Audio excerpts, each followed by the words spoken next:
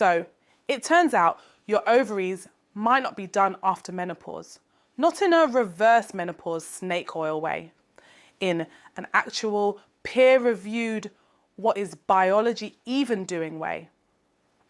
Researchers think postmenopausal ovaries may develop a second biological role entirely. That finding alone is worth the next 12 minutes. Hi there, I'm Tony Lee, and this is Hot Flasher, your daily menopause podcast that serves up fresh news, research, and wellness tips. I've built a daily news pipeline to find the latest on women's health and menopause research. Allow me to introduce my co-host, Nikki, who handles the headlines. Take it away, Nikki. Thanks, Tony. We've got a genuinely interesting one today. 3 things that all push back on something we thought we knew, which makes it a pretty good Wednesday. Let's start with the ovaries. There is a very widespread assumption baked into how we talk about menopause, baked into how medicine has treated it for decades. And it goes something like this. Once you stop ovulating, your ovaries are done. They're vestigial, inert tissue. Some surgeons have historically removed them during unrelated pelvic procedures, a hysterectomy for fibroids, say, on the logic that postmenopausal ovaries serve no purpose and might as well come out while you're already in there. New research published this year and picked up by Science Alert suggests that framing is wrong. The finding is that postmenopausal ovaries may not be retired at all. They may actually develop a second biological role after menopause. This is early stage research, mechanistic in nature, and I want to be clear that we're not at the point where anyone is drawing clinical guidelines from this. But the direction of the finding matters.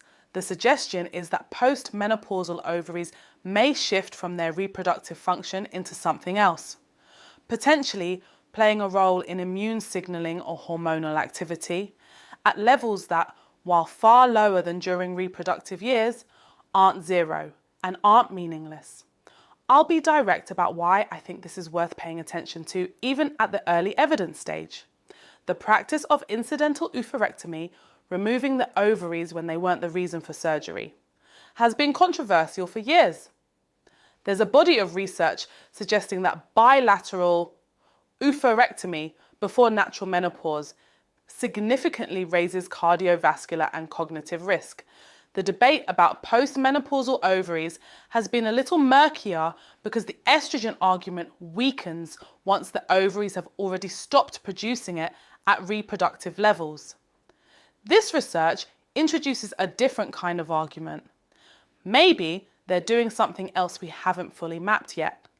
That doesn't mean the answer is never remove postmenopausal ovaries. Sometimes there are clear medical reasons to do exactly that. But it does mean that their useless might as well reasoning gets shakier. Surgeons making those calls should be having conversations with patients that go beyond ovarian cancer risk probability. And patients should feel equipped to ask the question. The biology here is also just interesting in its own right. The idea that an organ reassigns itself after its primary function ends, that's not nothing. It's the kind of finding that 5 or 10 years from now, we might look back on as the starting point for a significant reframe of what postmenopausal physiology actually looks like. Creatine has had a branding moment. If you spend any time on menopause-adjacent wellness content, Instagram, TikTok, Reddit, you've probably seen it. Creatine for muscle, creatine for bone density, creatine for brain fog, creatine for everything, essentially. Flow Space ran a piece this week asking the right question. Should it be having this moment? My read, after going through the actual evidence, creatine is one of the more defensible supplements in the current menopause wellness conversation, with some real caveats that tend to get lost in the enthusiasm. Here's what the evidence does support. Creatine is one of the most well-studied sports supplements in existence. That part is not hype. It's been researched in older adults, And there's a reasonable body of work suggesting it supports muscle mass and strength, particularly when combined with resistance training. For postmenopausal women who are fighting natural declines in muscle mass and bone density simultaneously, that's not a trivial benefit. Some smaller studies have looked specifically at postmenopausal women and found positive effects on lean mass.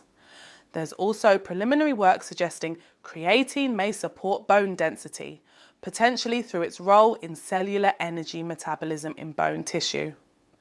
So the muscle and bone angle, I'll give it a provisional yes, with the caveat that most of the studies are small, relatively short term, and we don't yet have large, long-term trials specifically in postmenopausal populations.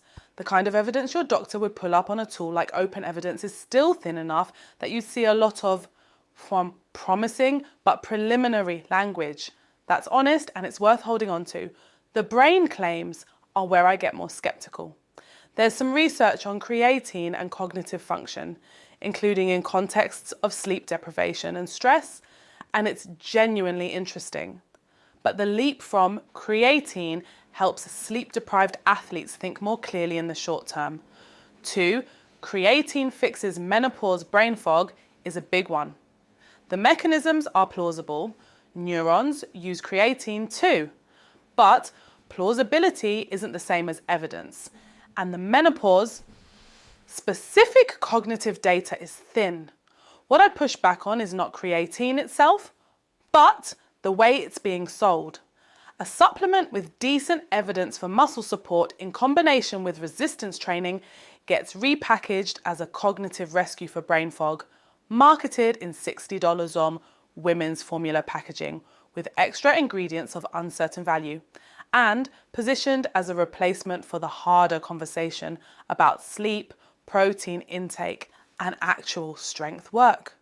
Creatine monohydrate, the most studied form, the cheapest form, costs almost nothing. The markup on the gendered wellness version is where the grift lives, not in the molecule itself. If you're already doing resistance training and you want to add creatine, the evidence gives you something to stand on. If you're hoping it'll substitute for the resistance training, it won't. The third thing today comes from the NAMS journal, Menopause. And it's a secondary analysis of a randomized clinical trial that produced a finding I genuinely did not expect going in. The study looked at postmenopausal women following a soy-supplemented vegan diet. The researchers were analysing what happened when participants replaced animal foods with plant foods.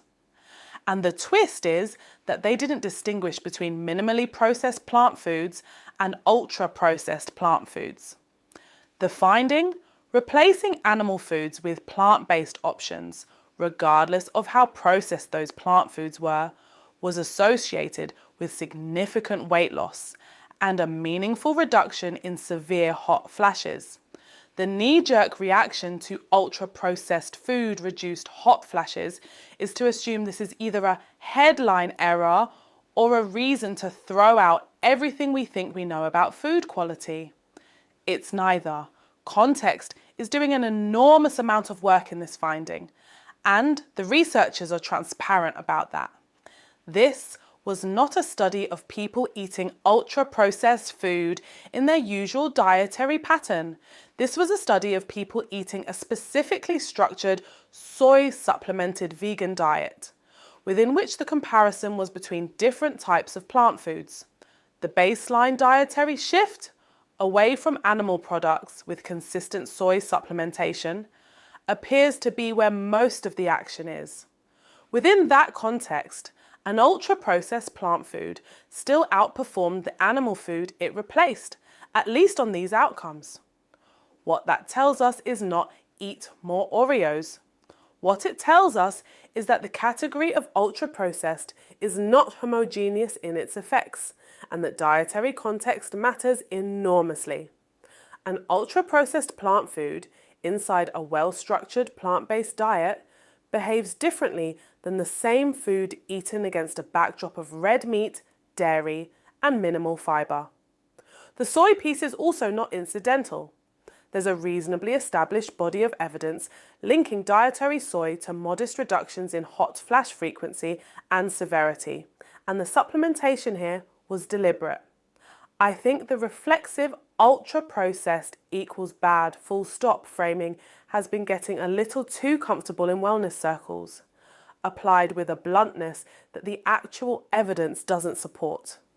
This study is a useful corrective, not because ultra-processed food is fine, but because the relationship between food quality, dietary pattern, and outcomes is more textured than a single rule can capture. It also matters that this was a randomized clinical trial with a secondary analysis, not just an observational study where people self-reported their eating habits. That's a higher bar. The conclusions are specific and bounded. They apply to this dietary context, but they're not nothing. The soy finding embedded in here is worth its own conversation someday. Dietary soy's effect on hot flashes has had a complicated public reputation, partly from outdated fears about phytoestrogens, and the evidence for modest benefit in some women is actually more solid than it gets credit for. Thanks for listening to Hot Flasher. We're back tomorrow with more, so don't forget to subscribe. See you tomorrow.